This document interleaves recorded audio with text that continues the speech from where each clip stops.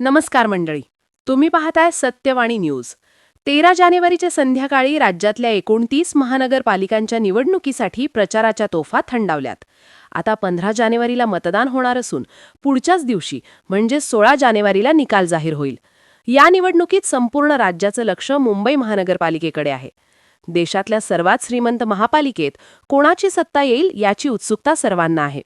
पण फक्त मुंबईच नाही तर पुणे, नागपूर, ठाणे, कल्याण, डोंबिवली, नाशिक, पिंपरी चिंचवड इथल्या लढती सुद्धा महत्त्वाच्या आहेत. काही ठिकाणी युती आणि आघाडी एकत्र आहेत, तर काही ठिकाणी पक्ष स्वबळावरती लढलेत. त्यातच अनेक ठिकाणी निवडणुका बिनविरोध झाल्यामुळे मोठा वादही पाहायला मिळाला. या विरोधात मनसेसारखे पक्ष न्यायालयातही गेले आहेत. राज्यातल्या सर्व 29 महानगरपालिकांमध्ये प्रचारादरम्यान काय घडलं, कुठे कशी फाईट आहे, प्रचार संपल्यानंतर प्रत्येक ठिकाणी कोण पुढे आणि कोण मागे आहे, सगळ्या 29 महानगरपालिकांचा रिपोर्ट सांगणारा हा व्हिडिओ. सुरुवात करूया राजधानी मुंबईपासून. मुंबई महानगरपालिकेसाठी तब्बल 9 वर्षांनी निवडणूक होतीये. या निवडणुकीसाठी राज ठाकरे आणि उद्धव ठाकरे हे बंधू 20 वर्षांनी एकत्र आलेत. त्यांच्यासमोर भाजपा आणि शिंदेची शिवसेना यांच्या युतीचं आव्हान आहे. मुंबई महापालिकेची निवडणूक गाजली ती मराठीच्या मुद्द्यावरून. ठाकरे बंधूंचा संपूर्ण प्रचार मराठीच्या अवतीभोवती फिरणारा होता. आम्ही दोघं मराठीच्या मुद्द्यावरून एकत्र आलो आहोत हे त्यांनी वारंवार सांगितलं. ठाकरेंनी या निवडणुकीत मोठमोठ्या प्रचारसभा घेण्याऐवजी जीन शिवसेनेच्या शाखांना भेटी देण्यावरती भर दिला. मुंबईत दोघांनी मिळून फक्त एकच सभा घेतली. रविवारी 11 जानेवारीला शिवतीर्थावरती ही सभा पार पडली. या सभेत राज ठाकरेंनी अदानींना दिल्या जात असलेल्या प्रकल्पांचा मुद्दा उपस्थित करून भाजपवरती टीका केली. यामुळे प्रचाराचा शेवटचा टप्पा हा अदानीच्या मुद्द्यावरून गाजला. दुसरीकडे भाजपा आणि शिंदेची शिवसेना यांचा प्रचार युती सरकारनं मागच्या 3 वर्षात केलेल्या कामांच्या अवतीभोवती फिरणारा होता. कोस्टल रोडच्या कामाचा श्रेय कुणाला, हा मुद्दा या निवडणुकीत चर्चेत राहिला. मुंबई भाजपचे अध्यक्ष अमित साटम यांनी न्यूयॉर्कच्या महापौर जोहरान ममदानी यांचं नाव घेऊन ध्रुवीकरणाचाही प्रयत्न केला. सोबतच मुंबईचा महापौर मराठी होणार की अमराठी हा मुद्दाही चर्चेत होता. यावरून भाजपला मुंबईचा महापौर मराठीच होणार असं स्पष्टीकरण वारंवार द्यावं लागलं. या निवडणुकीसाठी काँग्रेस आणि वंचित बहुजन आघाडी एकत्र आलेत. शहराच्या काही भागात त्यांची ताकद आहे. MIM सुद्धा काही ठिकाणी खेळ करू शकतो. मात्र मुख्य लढत ही ठाकरे बंधू विरुद्ध भाजप शिंदे अशीच आहे. यानंतर पाहूया ठाणे आणि आसपासच्या महापालिका. ठाणे जिल्ह्यात एकूण 6 महापालिका आहेत, तर पालघर जिल्ह्यात 1 महापालिका आहे. ठाणे, नवी मुंबई, कल्याण, डोंबिवली, उल्हासनगर, भिवंडी, निजामपूर आणि मीरा भाईंदर या महापालिका ठाणे जिल्ह्यात येतात, तर वसई विरार ही महापालिका पालघर जिल्ह्यात येते. ठाणे महानगरपालिकेचा विचार केला तर तिथे भाजपा आणि शिंदेची युती आहे, तर अजित पवारांची राष्ट्रवादी वेगळी लढतीये. दुसरीकडे ठाकरे बंधूंची युती आहे, त्यांच्यासोबत शरद पवार यांची राष्ट्रवादी आहे, तर काँग्रेस पक्ष स्वबळावरती लढतोय. डोंबिवलीत सुद्धा शिंदे आणि भाजपची युती आहे, पण नवी मुंबई आणि मीरा भाईंदरमध्ये हे पक्ष वेगवेगळे लढले. वसई विरारमध्ये शिंदे भाजप एकत्र आहेत, पण तिथे ठाकरे बंधू वेगवेगळे लढले. संपूर्ण ठाणे जिल्ह्याचा विचार केला तर इथे पाण्याचा प्रश्न हा सर्वात मोठा आहे. प्रत्येक महानगरपालिकेत सध्या पाण्याची कमतरता आहे. त्यामुळे प्रत्येक राजकीय पक्षानं आपल्या जाहीरनाम्यात पाण्याचा प्रश्न सोडवणार, 24 तास पाणी देणार असं म्हटलंय. दुसरा मोठा मुद्दा होता तो ट्रॅफिकचा. ठाणे, नवी मुंबई, मीरा भाईंदर, वर्सोबा अशा ठिकाणी दररोज प्रचंड ट्रॅफिक जॅम होतं. या भागांना ट्रॅफिक मुक्त करू असं प्रत्येक राजकीय पक्षानं म्हटलंय. यासोबतच ठाणे जिल्ह्यात आणखी एक मुद्दा चर्चेत राहिला, तो म्हणजे एकनाथ शिंदे विरुद्ध गणेश नाईक या वादाचा. या 2 नेत्यांनी त्यांच्या समर्थकांनी एकमेकांवरती केलेली टीका हा मुद्दाही या निवडणुकीत गाजला. यासोबतच कल्याण, डोंबिवली आणि ठाणे महापालिकेत मोठ्या प्रमाणात बिनविरोध उमेदवार निवडून आले. हे सगळे उमेदवार सत्ताधारी भाजप आणि शिवसेनेचे आहेत. यासाठी मोठ्या प्रमाणात पैशांचा वापर झाल्याचा आरोप मनसेनं केला. याविरोधात मनसे उच्च न्यायालयातही गेलं आहे. हा मुद्दाही या निवडणुकीत चर्चेत राहिला. आता मुंबईतून जाऊया मराठवाड्यात. मराठवाड्यामध्ये छत्रपती संभाजीनगर, नांदेड, लातूर, परभणी आणि जालना या 5 महानगरपालिका आहेत. या निवडणुकीत या 5ही ठिकाणी कुठेच युती किंवा आघाडी झाली नाही. भाजप, शिवसेना, काँग्रेस, राष्ट्रवादी सगळीच पक्ष स्वबळावरती लढले. छत्रपती संभाजीनगरमध्ये शिंदेची शिवसेना विरुद्ध भाजप अशी मुख्य लढत आहे. सोबतच शहरात असुद्दीन ओवेसी यांच्या MIMचीही ताकद आहे. इथे MIMच्या इम्तियाज जलील यांच्यावरती झालेल्या हल्ल्यामुळे शेवटच्या टप्प्यात वातावरण तापलं होतं. हा मुद्दा या निवडणुकीत सर्वाधिक चर्चेत राहिला. लातूरचा विचार केला तर ही निवडणूक भाजपचे प्रदेशाध्यक्ष रवींद्र चव्हाण यांनी माजी मुख्यमंत्री विलासराव देशमुख यांच्याबाबत केलेल्या वक्तव्यामुळे गाजली. विलासरावांच्या आठवणी लातूर शहरातून पुसल्या जातील अशा आशयाचं वक्तव्य चव्हाणांनी केलं, ज्यावरून मोठा वाद झाला. या वक्तव्यावरून रवींद्र चव्हाणांना दिलगिरी व्यक्त करावी लागली. देवेंद्र फडणवीसांनाही स्पष्टीकरण द्यावं लागलं. लातूरात भाजप विरुद्ध काँग्रेस अशी फाईट आहे. देशमुख परिवाराच्या बालेकिल्ल्यावरती भाजपला होल्ड मिळवायचा आहे. मात्र रवींद्र चव्हाणांचं वक्तव्य इथे भाजपला महागात पडू शकतं असं दिसतंय. नांदेडचा विचार केला तर तिथे अशोक चव्हाण विरुद्ध इतर अशी फाईट आहे. इतके वर्ष काँग्रेसमध्ये राहिलेल्या अशोक चव्हाणांनी स्थानिक निवडणुकांमध्ये पहिल्यांदाच भाजपसाठी प्रचार केला. यासोबतच इथे प्रकाश आंबेडकर यांच्या वंचित बहुजन आघाडीचीही उपस्थिती आहे. वंचित इथे भाजप विरोधी मतांची विभागणी काँग्रेसचा खेळ बिघडवू शकतो. जालन्याचा विचार केला तर ही राज्यातली सर्वात नवीन महापालिका आहे. इथे शिंदेची शिवसेना विरुद्ध काँग्रेस अशी फाईट आहे. सोबतच इथे रावसाहेब दानवे यांच्या रूपात भाजपचीही उपस्थिती आहे. परभणी एकेकाळी शिवसेनेचा बालेकिल्ला होता. मात्र सेनेत फूट पडल्यानंतर इथे उद्धव ठाकरेंची शिवसेना विरुद्ध महायुती अशी फाईट आहे. अजित पवारांच्या राष्ट्रवादीनंही सुद्धा इथे काही मजबूत उमेदवार दिलेत. त्यामुळे ही लढत इंटरेस्टिंग झालीय. पश्चिम महाराष्ट्राचा विचार केला तर या विभागात एकूण 6 महापालिका येतात. पुणे, पिंपरी चिंचवड, सोलापूर, कोल्हापूर, इचलकरंजी आणि सांगली मिरज. यापैकी पुणे आणि पिंपरी चिंचवडची फाईट सर्वात प्रतिष्ठेची आहे. पुणे महानगरपालिकेत सत्तारूढ महायुतीतले 3ही पक्ष वेगवेगळे लढतायत. भाजप आणि शिंदेची शिवसेना यांच्यात युतीचे बोलणी शेवटच्या क्षणापर्यंत सुरू होती, पण ही युती होऊ शकली नाही. दुसरीकडे पवार काका पुतणे यांची राष्ट्रवादी मात्र एकत्र आली आहे. तर एकेकाळी पुणे महानगरपालिकेवर सत्ता गाजवणारा काँग्रेस पक्ष या निवडणुकीत स्वबळावरती लढतोय. मात्र मुख्य लढत आहे ती राष्ट्रवादी विरुद्ध भाजप अशीच. पिंपरी चिंचवडमध्ये सुद्धा भाजप विरुद्ध राष्ट्रवादी असाच सामना आहे. इथे काँग्रेस आणि उद्धव ठाकरेंची शिवसेना एकत्र आलीय. यावेळीची पुणे आणि पिंपरी चिंचवडची निवडणूक अजित पवारांनी प्रतिष्ठेची केली.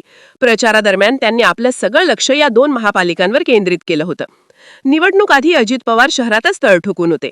पिंपरी चिंचवडमध्ये मागच्या निवडणुकीत भाजपनं सत्ता मिळवली असली तरी शहरातला कथित भ्रष्टाचार, पाणी टंचाई, रस्त्यांची अवस्था, कचरा, टेंडरचे वाद असे मुद्दे अजित पवारांनी प्रचारात पुढे आणले. दुसरीकडे भाजपनं विकास कामं, पायाभूत सुविधा, डबल इंजिन सरकार हे मुद्दे पुढे करत राष्ट्रवादीवर पलटवार केला. पुण्यात उमेदवारी वाटपावरून जवळपास सर्वच प्रमुख पक्षांमध्ये असंतोषाचं वातावरण पाहायला मिळालं.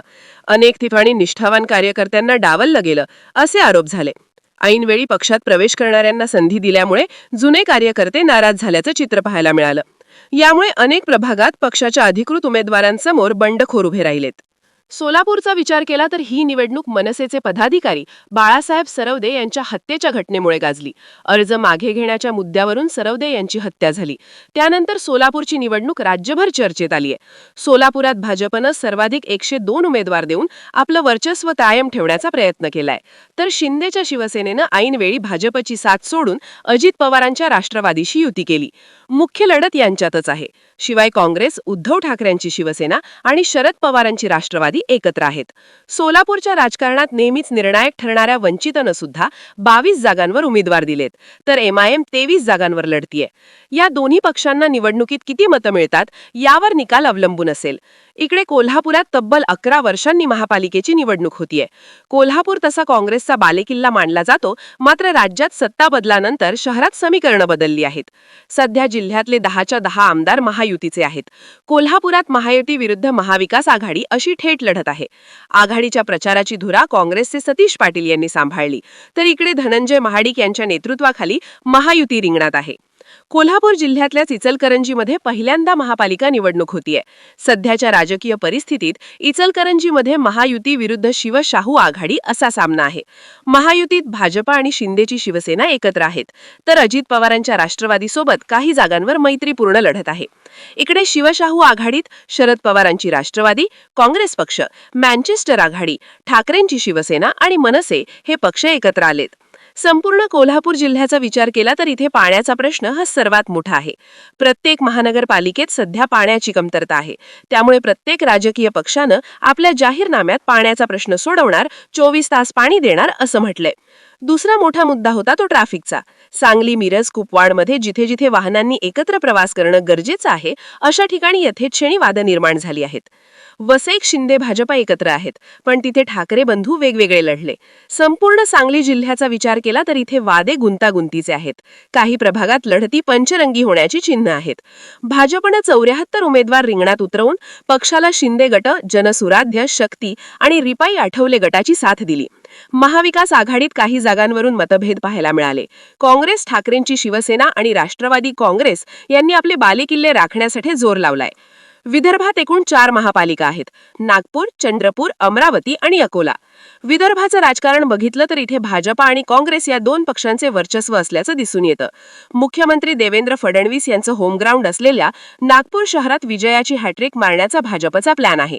इथे भाजपसमोर काँग्रेसचं मुख्य आव्हान आहे. नागपूर महापालिकेत भाजपनं 151 जागा लढवूनही अनेक माजी नगरसेवकांना उमेदवारी मिळाली नाही. त्यामुळे मोठ्या प्रमाणात बंडखोरी झाली. अनेक ठिकाणी वरिष्ठ नेत्यांना प्रयत्न करूनही बंडखोरी रोखण्यात यश आलं नाही. नागपूर महापालिकेवरती गेल्या 19 वर्षांपासून भाजपची सत्ता आहे. गेल्यावेळी भाजपनं तब्बल 108 जागा जिंकून सत्ता काबीज केली होती. यावेळी पक्षानं 120चा नारा दिलाय. प्रचाराच्या शेवटच्या दिवशी नागपुरात मुख्यमंत्र्यांनी बाईक रॅली घेऊन वातावरण भाजपच्या दिशेनं केल्याचं चित्र आहे. चंद्रपूरबद्दल बोलायचं झालं तर तिथे भाजपची सत्ता असल्यामुळे ती टिकवण्याचं आव्हान पक्षासमोर आहे. इथला भाजपमधला सुधीर मुनगंटीवार विरुद्ध किशोर जोरगेवार हा अंतर्गत वाद यावेळी चर्चेत राहिला. चंद्रपूर महापालिकेत महायुतीमध्ये फूट पडल्याचं दिसून आलं. इथे भाजप आणि शिंदेंची शिवसेना एकत्र होते, तर अजित पवारांच्या राष्ट्रवादीने वेगळी निवडणूक लढवली. दुसरीकडे महाविकास आघाडीतही बिघाडी निर्माण झालीय. काँग्रेसनं स्वतंत्रपणे निवडणूक लढवली. पक्षानं सोबतीला स्थानिक प्रभाव असलेला जनविकास सेना पक्षाला घेतलं होतं. दुसरीकडे ठाकरेंची शिवसेना आणि वंचित बहुजन आघाडी यांनी परस्पर युती जाहीर केली. यामुळे राजकीय चित्र अत्यंत गुंतागुंतीचं बनलंय. महायुतीत भाजप आणि शिंदे गट एकत्र असले तरी अजित पवार गटाच्या स्वतंत्र भूमिकेमुळे मतविभागणी होण्याची शक्यता आहे. युती आघाडीतली अंतर्गत बिघाडी, अनेक पक्षांची स्वबळावर लढण्याची भूमिका आणि स्थानिक स्तरावर तयार झालेल्या नव्या आघाड्या यामुळे चंद्रपूर महानगरपालिकेची निवडणूक लक्षणीय ठरणार आहे. अमरावतीमध्ये भाजप विरुद्ध काँग्रेस अशी फाईट आहे. तिथे शिंदेंची शिवसेना भाजपसोबत युतीत आहे. मात्र रवी राणा यांच्या युवा स्वाभिमान पक्षानं ऐनवेळी भाजपशी खेळी करत अनेक ठिकाणी आपले उमेदवार दिले. धक्कादायक म्हणजे त्यांचा प्रचार भाजपच्या स्टार नेत्या नवनीत राणा यांनी केला. यामुळे अनेक ठिकाणी गोंधळाची स्थिती होती. रवी राणा यांच्या उमेदवारामुळे बडनेरा भागात भाजपला नुकसान होण्याची शक्यता आहे. याचा फायदा काँग्रेस पक्षाला होऊ शकतो. अकोल्यामध्ये सुद्धा भाजप विरुद्ध काँग्रेस अशीच लढत आहे. इथे अजित पवारांची राष्ट्रवादी भाजपसोबत आली. मात्र शिंदेंची शिवसेना स्वतंत्र लढली. पण शिवसेनेनं फारसा प्रचार केला नाही असंच चित्र पाहायला मिळालं. उद्धव सेनेचा सुद्धा एकही प्रमुख नेता अकोल्यात प्रचारासाठी आला नाही.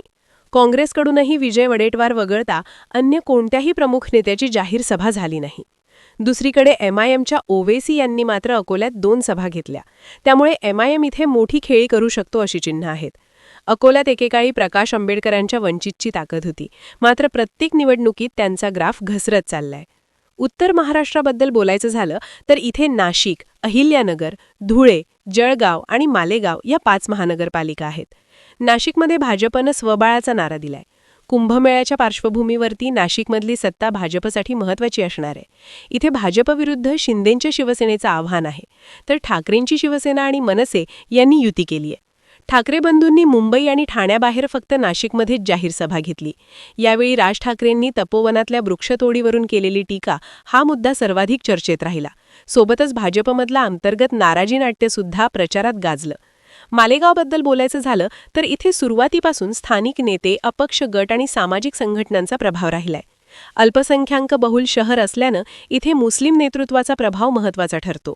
गेल्या काही वर्षात शहराच्या राजकारणात MIMनं आपलं ठोस स्थान निर्माण केले. याउलट काँग्रेस आणि राष्ट्रवादी काँग्रेसचा प्रभाव हळूहळू कमी झाला. भाजप आणि शिवसेनेला इथे मर्यादित यश मिळाले. 2017च्या निवडणुकीत काँग्रेसनं सर्वाधिक जागा जिंकून सत्ता स्थापन केली होती. त्यावेळी दिवंगत माजी आमदार रशीद शेख यांच्या पत्नी ताहिरा शेख या महापौर होत्या. नंतर त्यांनी राष्ट्रवादी काँग्रेसमध्ये प्रवेश केल्यानं स्थानिक राजकारणात मोठे बदल झाले.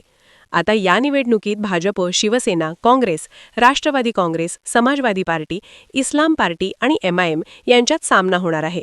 यात इस्लाम पार्टी, समाजवादी पार्टी आणि वंचित बहुजन आघाडी यांची युती झाली असून त्यांनी मालेगाव सेक्युलर फ्रंटची स्थापना केली आहे. स्थानिक प्रश्न, विकास कामं आणि धार्मिक समीकरणात ही निवडणूक निर्णायक ठरतील. धुळे महानगरपालिकेत भाजपनं मतदानाआधी 4 उमेदवार बिनविरोध निवडून आणले. यामुळे ही महापालिका चर्चेत आली आहे. इथे भाजपच्या पदाधिकाऱ्यांनी शिंदे गटाच्या उमेदवाराला अर्ज मागे घेण्यासाठी धमकावल्याचे आरोप झाल्यानं युतीत तणाव निर्माण झालाय. मुळात भाजप विरुद्ध महाविकास आघाडी अशी मुख्य लढत असली तरी अनेक प्रभागात भाजप विरुद्ध शिंदे गट असे फ्रेंडली सामने होत आहे. जळगावमध्ये महायुतीनं निवडणुकीआधीच मोठी आघाडी घेतली. मतदानाआधी महायुतीचे 8 उमेदवार बिनविरोध निवडून आलेत. यात भाजपचे 4 आणि शिंदे गटाचे 4 उमेदवारांचा समावेश आहे. शहरात भाजप, शिंदे गट आणि अजित पवारांची राष्ट्रवादी एकत्रित निवडणूक लढवतीये. शहराचा विकास, अमृत योजना आणि रस्ते हे इथल्या प्रचाराचे मुख्य मुद्दे राहिले. अहिल्यानगरमध्ये महायुती आणि महाविकास आघाडी यांच्यात थेट लढत आहे. इथे ओवेसी यांच्या MIMचा फॅक्टरही महत्त्वाचा आहे. MIMनं मुकुंदनगर आणि मुस्लिम बहुल भागात मोठी ताकद लावली आहे. ओवेसी यांच्या जाहीर सभांमुळे वातावरण निर्मिती झाली आहे. याचा फटका महाविकास आघाडीला बसण्याची शक्यता आहे. एकूणच काय तर राज्यातल्या सर्व 29 महानगरपालिकांमध्ये युती आणि आघाड्यांच्या वेगवेगळ्या समीकरणांमुळे ही निवडणूक चुरशीची बनली आहे. प्रचारात प्रत्येक शहराचे स्थानिक मुद्दे सर्वाधिक चर्चेत राहिले. आता 15 जानेवारीला मतदान झाल्यानंतर लगेच 16 जानेवारीला निकाल हाती येईल. यानंतर कोणत्या पक्षाची सत्ता कुठल्या महापालिकेत येते हे पाहणं महत्त्वाचं असेल. या सगळ्या निवडणुकांबद्दल तुम्हाला काय वाटतं? तुमची मतं आणि प्रतिक्रिया आम्हाला कमेंट करून नक्की सांगा. आणि अशाच राजकीय घडामोडी जाणून घेण्यासाठी आपल्या सत्यवाणी न्यूज या चॅनलला सबस्क्राईब करा. धन्यवाद.